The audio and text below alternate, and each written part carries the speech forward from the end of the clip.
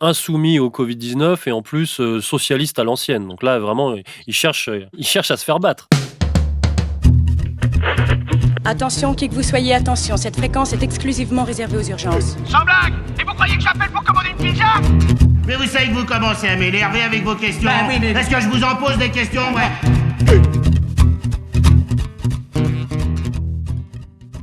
Alexandre Loukachenko, alias le dernier dictateur d'Europe, sera-t-il contraint de quitter la tête de la Biélorussie, ce pays d'Europe de l'Est frontalier de la Russie, de l'Ukraine, de la Pologne et de la Lituanie?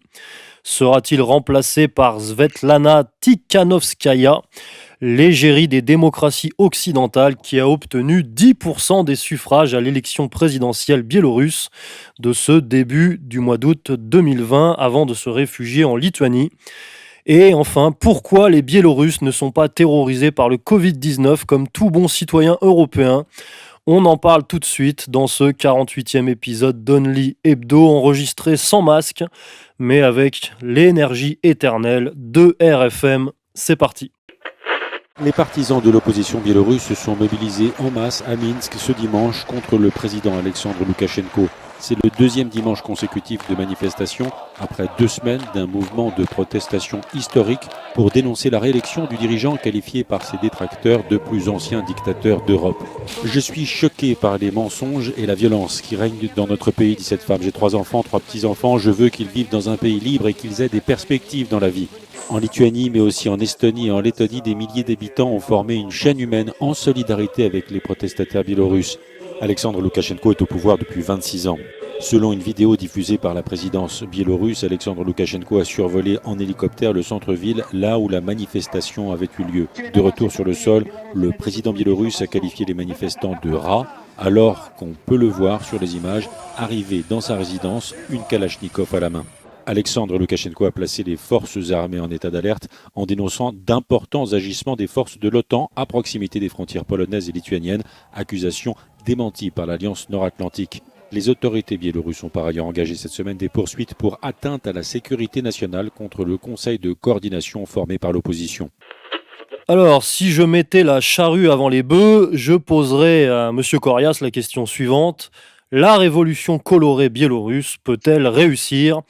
Mais on va faire les choses dans l'ordre. Alors, Monsieur Corias, avant toute chose, assistons-nous, d'après vous, à une nouvelle révolution colorée en Biélorussie, simplement? Si on en croit Raphaël Glucksmann, qui est tout à fait heureux de voir les foules essayer de déstabiliser le régime très autoritaire de M. Loukachenko, oui, il y a une révolution orange, d'ailleurs il s'en cache même pas.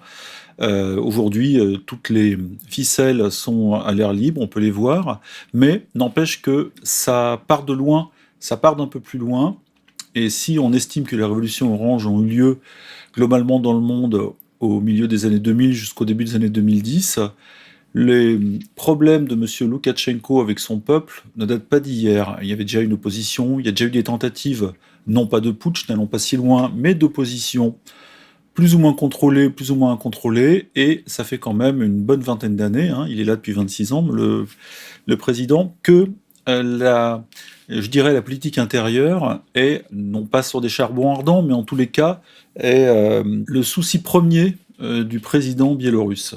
Ça veut dire qu'en fait, oui, il peut y avoir une révolution orange, mais je dirais à moitié, à 50%, parce qu'il y a des inquiétudes dans le peuple biélorusse qui ont pu rejoindre ce fameux mouvement, qui existait, je crois, déjà il y a quelques années, sous le nom de révolution, je crois, des réseaux sociaux, ou révolution muette, où les gens, grâce aux réseaux sociaux, se réunissaient sans violence, sans demande de changement de régime, et en tous les cas, ils demandaient un assouplissement du régime, notamment justement sur le sort réservé à l'opposition. Je rappelle juste une petite chose en passant, il y a quelques années, 4 opposants à Loukachenko ont disparu. C'est ce qui fait aussi que l'Union européenne n'a pas voulu, et depuis longtemps, intégrer la Biélorussie parmi les 28 à l'époque. Aujourd'hui, c'est 27, je crois. Voilà, donc c'est un tableau mitigé. On ne peut pas parler d'une révolution orange totale. Disons de la même façon qu'en Ukraine en 2014 avec l'Euromaïdan. où là, on a vraiment vu les forces mondialistes à l'œuvre, avec des provocations, des tirs, évidemment les discours de BHL. Là, même si on a vu BHL avec Madame, je ne veux pas dire de bêtises, Tikhanovskaya, je crois, Tikhanovskaya, pardon, on l'a vu, évidemment, mais il est venu un peu après coup. C'est-à-dire qu'il y avait déjà, non pas une résistance populaire, mais une demande de changement et des inquiétudes du peuple biélorusse, qui est confronté, comme beaucoup de pays, depuis 2011, ils ont pris le choc aussi de la crise financière mondiale, à une crise économique, et même si la Biélorussie n'est pas l'Ukraine en termes économiques. C'est un pays plus solide, mieux charpenté, avec une industrie qui fonctionne bien, etc., et un système d'emploi un peu spécial. Voilà ce qu'on peut dire. Il y a peut-être eu des feux qui ont été entretenus comme beaucoup le pensent, par la CIA ou alors des officines mondialistes, mais ça n'aurait pas fonctionné s'il n'y avait pas eu une demande d'un peu plus de démocratie de la part du peuple biélorusse.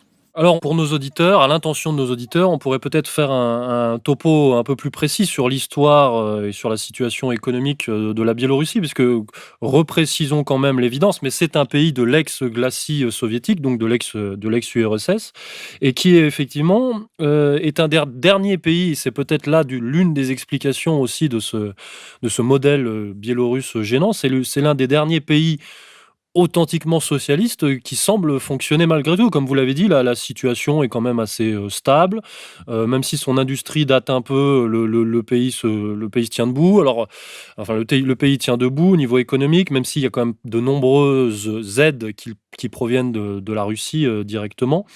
Mais voilà, c'est quand même c'est un pays qui n'est pas aligné sur le néolibéralisme ambiant. Non, et justement à ce propos, comme on dit, les institutions financières internationales, c'est-à-dire le FMI, elles ont toujours jugé son secteur public obèse. Ça veut dire quoi ? Comme en France, sauf que là, c'est beaucoup plus, parce que je crois que c'est carrément la moitié de la production du pays qui vient du secteur public, et à peu près 60% même, et 50% de l'emploi. Donc c'est un modèle post-soviétique, ou comme vous l'avez dit, socialiste, d'une économie mixte qui est fondée sur un État fort et un État qui gère en grande partie la production. Alors ça peut poser problème, évidemment, aux européistes et aux mondialistes, qui, eux, ont envie d'ouvrir ce pays au marché. Donc il n'y a pas forcément là-dedans une pression de l'OTAN, même si l'OTAN, évidemment, a intérêt à ce que ce dernier verrou du glacis soviétique, comme vous dites, saute, après l'Ukraine, après les pays baltes, parce que voilà, cette ceinture qu'il y avait autour de l'Union soviétique au moment du pacte de Varsovie, qui a été brisé en 1991, eh bien cette ceinture assurait à l'Union soviétique une certaine sécurité physique. Aujourd'hui, on voit que les forces de l'OTAN se rapprochent et la Biélorussie est encore tenue par la Russie par des traités militaires, notamment avec une importante base aérienne. Et Loukachenko est pris entre deux feux. À ce niveau-là, il aimerait un peu d'ouverture vers l'Europe pour justement profiter des prébendes européennes. Et l'Europe n'en veut pas pour l'instant à cause des droits de l'homme, de la peine de mort, etc. Mais de l'autre côté, il ne peut pas lâcher le grand frère russe qui lui garantit par exemple des ventes de gaz à prix théoriquement intéressant, mais en même temps qui tiennent la Biélorussie, qui a toujours été la petite sœur de la Russie. C'est un pays très russophone à 80%. Donc c'est un pays entre le chien et l'os, j'utilise souvent cette expression, mais là pour le coup c'est vrai, et puis c'est un pays qui a beaucoup souffert justement de ses grands voisins. Dans les années 40, je crois un quart de la population a été décimée par les nazis, donc c'est un pays qui sait ce que c'est que des grands voisins, et qui n'a pas envie de se retrouver à nouveau dans un conflit entre la Nouvelle-Russie, celle de Poutine, et l'OTAN. Donc ceci explique les louvoiements un peu diplomatiques de Loukachenko, et en même temps ces tentatives de rapprochement avec l'élastique de la Russie dans le dos, avec l'Union européenne. Bref, c'est un jeu un peu élastique et complexe que mène Loukachenko, qui n'est pas le gros bourrin que les médias veulent nous vendre, les médias occidentaux. C'est quelqu'un qui a une situation complexe et qui, au niveau intérieur, a toujours eu peur, et là je reviens sur votre première question, d'une révolution orange, même si pour lui c'est une espèce de bouclier qui lui assure évidemment un régime plutôt présidentiel, plutôt autoritaire. Voilà ce qu'on peut dire. Une petite dernière chose peut-être sur le contexte historique. Donc il est élu, on le sait, depuis 25 ou 26 ans. Il a été réélu, et à chaque fois, c'était à peu près la première fois, je crois, avec 80% des voix, et aujourd'hui encore avec 80% des voix. Donc on a l'impression que Loukachenko, c'est monsieur 80%, et que personne n'a le droit de l'ouvrir. Cependant, il n'est pas certain que si les élections avaient été complètement ouvertes, c'est Alexandre Latsa qui l'avait dit dans une vidéo qu'on a diffusée, il n'aurait pas été élu, alors peut-être à 60-40, de manière plus démocratique, ça aurait peut-être évité les manifestations et les violences qu'on a vues depuis.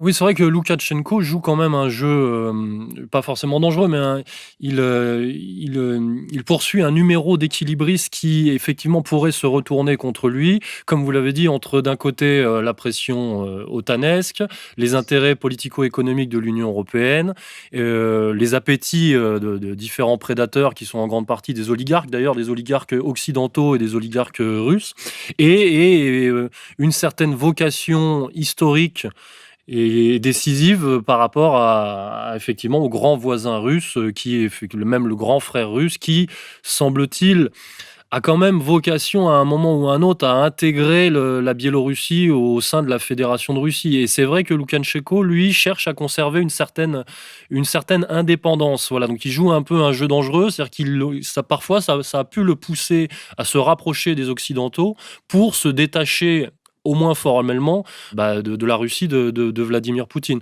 Mais en se rapprochant des Occidentaux, il fait par exemple, il fait rentrer des ONG des droits de l'homme, qui défendent les droits de l'homme et compagnie, et ça peut se retourner contre lui, comme on le voit en ce moment. Donc il a vraiment un chemin de crête. Et d'ailleurs, à ce propos, il faut savoir que quand Poutine est arrivé au pouvoir et commençait à remettre l'ordre dans la Russie, après 99, il n'était pas pour Loukachenko. Loukachenko, pour lui, c'était quelqu'un de pas fiable, et d'un point de vue politique, parce que justement, il avait demandé l'entrée. Alors, il a été élu en 94, mais en 93, la Biélorussie avait demandé son entrée dans l'Union européenne. Donc déjà, il y avait une petite tentation de trahison de l'esprit pan-russe. Et ça n'a jamais quitté Loukachenko, qui a envie d'une certaine neutralité. Elle est complexe, parce qu'évidemment, il y a des traités à la fois économiques et militaires. J'ai parlé des obligations militaires de la Biélorussie, qui sert de base anti-OTAN aux Russes. Et puis, il y a des traités économiques avec la Russie, notamment sur la livraison de gaz, etc. Mais en voulant ouvrir à l'Ouest, évidemment, il a ouvert la fenêtre au virus qui vient de l'Ouest, c'est-à-dire, comme vous l'avez dit, le mondialisme, les ONG, on sait ce que ça recouvre. Et c'est pour ça qu'aujourd'hui, dans la presse occidentale et donc française, on retrouve l'opposition qui est incarnée par une femme. Et aujourd'hui, on sait ce que ça veut dire. C'est-à-dire que Loukachenko passe pour l'homme blanc de plus de 50 ans, autoritaire et patriarcal, ce qu'il est, et il se trouve complètement démonétisé par les nouvelles injonctions de notre presse, et du coup, ça l'affaiblit, et puis l'Union européenne appuie, puisqu'elle n'a pas reconnu son élection, donc c'est de plus en plus compliqué des deux côtés. Et alors, on pense peut-être que c'est plus l'homme de la situation, même du côté russe, et il se trouve que Poutine, apparemment, pour l'instant, ne fait rien pour lui sauver les fesses. Mais Loukachenko a toujours eu peur d'une chose, c'est d'une situation à l'ukrainienne, comme il s'est passé en 2014, c'est-à-dire une entrée d'une partie des troupes russes, là pour le coup, à l'est de l'Ukraine, dans le Donbass. Et ce qui s'est passé d'ailleurs en 2014 a véritablement foutu la trouille à Loukachenko et aux politiciens justement accrochés à son pouvoir, parce qu'ils pensaient que la Russie, si jamais il avait des velléités d'indépendance, allait là aussi abattre son poing sur son pays. Donc la menace est réelle, et il a quand même osé quelques petites entorses à l'amitié biélorusse-russe, ou russo-biélorusse, je crois en inscrivant dans la Constitution que le pays devait se prémunir d'attaques à la fois de l'Ouest et de l'Est. Donc ça voulait dire qu'il incluait les Russes comme une menace. Alors évidemment, tout ceci est un mot couvert, mais à la fois en politique extérieure, que ce soit en diplomatie, en économie et en politique intérieure, il a une marge de manœuvre extrêmement étroite, et ça serait miraculeux qu'il s'en sorte, avec en plus ce dérangement intérieur qui aujourd'hui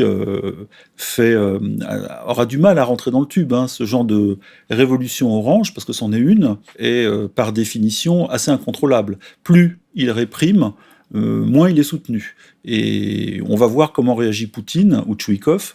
C'est un peu ça la clé de cette affaire. Oui, alors comme il l'a fait remarquer, avec humour et ça d'ailleurs enfin avec humour, avec ironie et ça a fait le tour des réseaux sociaux, il réprime mais sa répression est quand même moins féroce que celle de Macron envers les gilets jaunes. Alors on pourrait peut-être, évoquer justement, des scénarios ou des hypothèses à partir de la situation actuelle.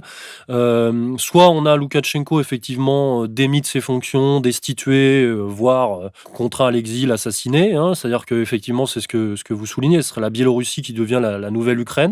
Ça serait peut-être la première hypothèse. Ou alors on a Loukachenko qui peut-être continue le numéro d'équilibriste qu'on vient de décrire, mais et donc qui reste en poste. Mais c'est vrai que ça apparaît de plus en plus compliqué, vu la situation. Ou alors, Loukachenko, décide de se «soumettre» entre guillemets, enfin en tout cas c'est son point de vue, à la Russie de Vladimir Poutine quoi et vraiment d'acter cette intégration à la Fédération de Russie et ce rapprochement. Alors, qu'est-ce qui vous semble le plus probable?